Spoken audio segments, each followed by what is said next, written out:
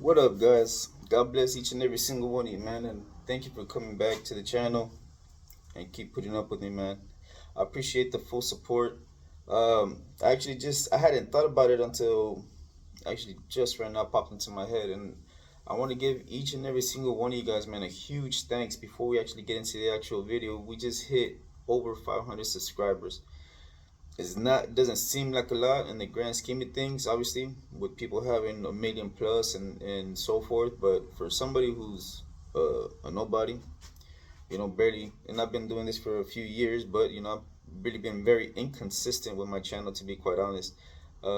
Man, it feels nice to have 500 subscribers, and I appreciate each and every single one of you guys, man, for the comments. I get a few comments here and there. It's not like I'm blown up and anything, but I get a few comments, and I appreciate every single one of them, and I try to answer each and every single one of them whenever I get the opportunity.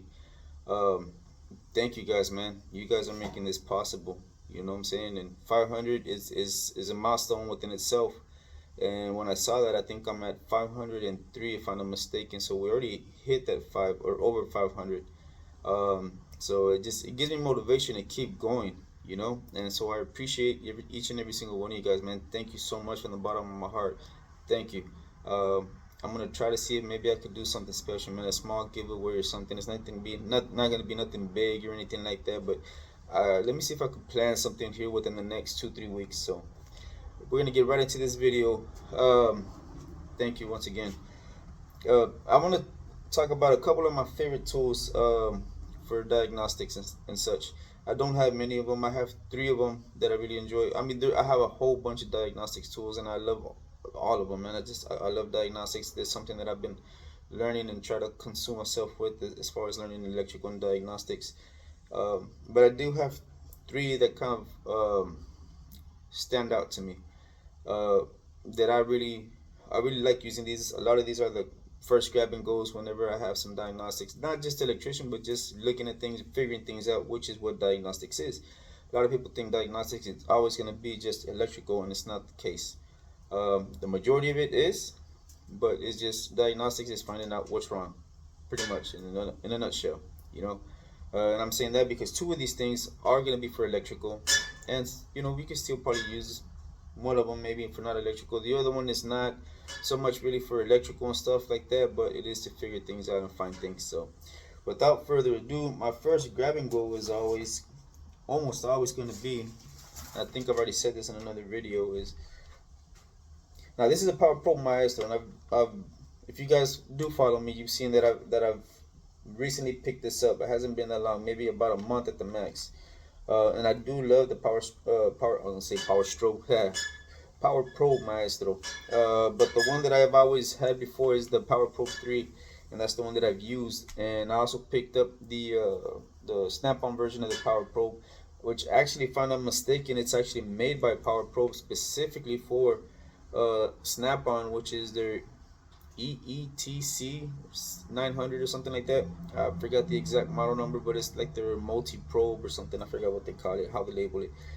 I've been playing with this a lot more than the Power Probe, Snap-on Power Probe or the Snap-on Probe. But this is always my grab and go, especially right now. Like I've been grabbing, I've been putting my Power Probe 3 to I was gonna say to rest, but not to rest, but just leaving it on the side. And I've been focusing on this one every time I have some electrical issues. This has actually been working out pretty good. I'm still trying to figure it out. But this is my first circuit test, so forth. One thing I want to say before I continue is that you have to know, in every single tool, you have to know its limitation and its potential. Once you know its limitation and its potential, it becomes a pretty awesome tool. You know what I'm saying? Like, there's going to be certain things you're not going to be able to trust the Power Pro to just grab and pull a plug. I got 12 volts. Okay, everything's right in the circuit. No, obviously. You measure, you got 12 volts. So like, okay, you connect the load into it, and then you measure voltage drop and so forth, and you figure out if you have a voltage drop or not. Don't just go by, I have 12 volts, so this whole entire circuit is working fine. Obviously not. You know its potential, and you learn its potential, and you learn its limitations, and then it becomes a very valuable tool. When you don't know that, even in the beginning, you might have some issues. Don't get discouraged. Continue playing with it. Try to learn what the tools are, which is what I'm trying to do. Like these tools that I'm going to show, I don't know everything about these tools, not even the Power Pro 4 or the Maestro. I'm sorry, the Maestro. I don't know everything. I can't tell you exactly each single feature, how to use each single feature, but that's why I grab and I play with them so I can start to learn them. You know what I'm saying? And that's why I feel like I'm pretty sure some of you are the guys who do own Power Pros, maybe the 3 and so forth, might also feel comfortable with it because you start to learn, and then you start to play with it, you start to learn its limitations and its potential, and then you know exactly when you can use it and how to use it. You know, so just a small little rant as far as when it goes with the Power Pro 4. I also probably make another video on the Snap-on pretty soon because I learned something when I was watching one of Super Mario Diagnostics tools when he was talking about the hook. Very interesting. I might make a video on that. Anyways, without further ado, or back to the show. My next one is gonna be my neuron, and I love this thing because it's pretty much an ohm meter, voltmeter that it gets connected. And right now I have it connected to my tablet. Oh, hold up. I think I just clicked on the graphene. There you go. I don't want to put the pros and show and this and that, but it's just, I'm pretty sure some of you guys have already seen this. You connect it to your tablet or your phone, and you can pretty much just have that somewhere. I picked it up with the boot, and because the boot actually becomes magnetic, so you can actually hook it up somewhere that has a magnet, put the probes in, you know what I'm saying, your test leads and so forth, and just kind of leave it there. Or if you're gonna run some tests and so forth, obviously don't leave it there when you're gonna take the truck on a test drive or the car and the vehicle on a test drive, because that's not gonna be a good day. But something not even quick. This can go very, very in depth. You know what I'm saying? I mean, it's an ohm meter, voltmeter, like a DVOM or whatever you want to call it. But I love this tool. I love this tool. I've used it already several times at work. I was able to diagnose. I remember this one time, I got a truck that the customer complaint was that the voltage would spike up to like I think it was like 16 volts, and then lose communication on the digital display and so forth. And so I connected it to the alternator. Sorry for my lack of words. To the alternator, we took it on a test drive, and we were able to verify. And yes, we checked all the connections. Everything was actually fine as far as up to the alternator. So it was the actual alternator that was causing it. On that particular case, I did leave this on the vehicle, uh, that connected, so I could use it and we can take it on a test drive. But I made sure that thing was in a place where I could have it magnetized and zip tied, and then routed my cables very carefully so I wouldn't lose my tool. And as you can tell, I still have my tool, so I didn't lose it. Uh, but very useful tool. Whenever you got to be at two places at the same time, for the lack of a better way to put it. You leave your leave your neuron connected, and then start running some tests over here on the other side. You know what I'm saying? So very useful. I love it. I still have a lot more to learn with it. The one I have tried to play with, to be honest with you, and I haven't got the hang of it as of yet, is the actual graphing part on the app. Um, I don't know. I haven't spent too much time on it. I tried to graph a couple of things here and there, and it just, I'm not gonna say it's overwhelming, but I just haven't been able to actually figure out how to use it quite yet. I haven't done an in-depth study of it or anything, so I just kind of left it. I'm like, okay, that's for a later deal, right? So that's that. And last but not least, which has actually helped me out tremendously on diagnosing a bunch of vehicles. Um, and this is the one that I said that it's not really for electrical or anything like that, but it is to figure out issues, and it's an extra set of eyes, pretty much. And if you can kind of grasp what I'm saying, you can know what it is, and that's gonna be a camera. And I do have it here. I didn't want to connect it. I tried connecting it now, but it was kind of weird the way it was gonna come out on camera, trying to show here, and then I was taking pictures of up there and in the back and everything. So I was just like, I'm just gonna show it. I'm pretty sure people already know the camera. This one has two cameras, if I'm not mistaken. Yeah, the top one, and then that one right. Hello, that one right there. It has lights on it and everything. So, um, being able to look at EGR coolers to see the cooling inside leaking, diagnosing that. Just oil leaks. You know what I'm saying?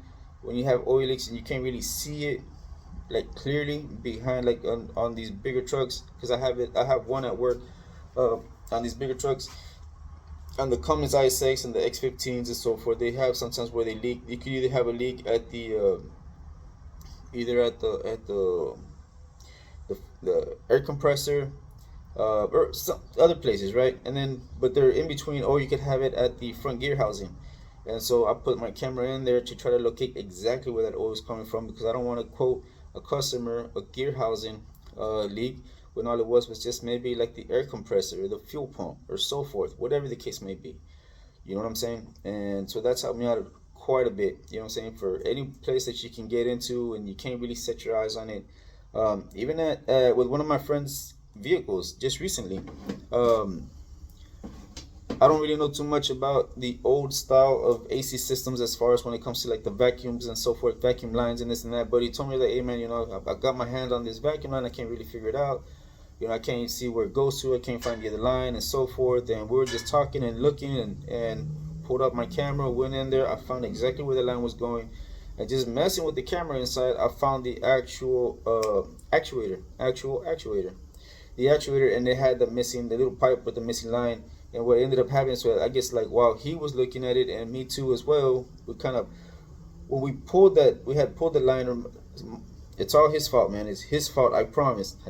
Nah, but I guess when he was trying to figure it out where it went to and stuff like that, he pulled some, and then I pulled some too, and we ended up noticing that that line that he had found was like zip tied in a certain location, and it had stopped right there. So that's where it was at, right? And then we ended up figuring out that it had to go somewhere else, because the slack that was up here over here by where the radio was at. So we followed it. I kind of followed it through, and then I found the actuator, and then with the little receiver nipple, whatever you want to call it. And actually, you know what? Another tool. I don't know if I have one here offhand. Yeah, I got one here. This is the other. I use this tool as well to be able to help pull it and put it back into its location to get it close. Little extra pair of hands, extra pair of eyes, extra pair of hands. It'll get you a good way to go. Obviously, the extra pair of hands doesn't, or the grip or whatever you want to call it, the claw, doesn't actually help you diagnose, but it reaches those hard to reach places when you drop something and so forth. Or in this case, able to fish it in there because it was in such a tight place. I couldn't really get my hand in there, so I grabbed it, was able to pull it, kind of relocate it more or less around this proper location and get it back in there. My friend's happy because we got his AC fixed, and I don't even know a single thing about vacuum HVAC or vacuum ACs. But hey, we got it done, and that's the important part. You know what I'm saying? So, man, I hope you guys enjoyed this video.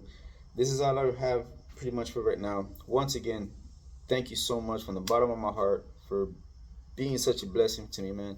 Each comment, each like, it makes me feel great, man. I mean, like I said, I don't get a lot of comments, I don't get a lot of likes, but I do this because I love it. Uh, and yeah, man, thank each and every single one of you guys, man.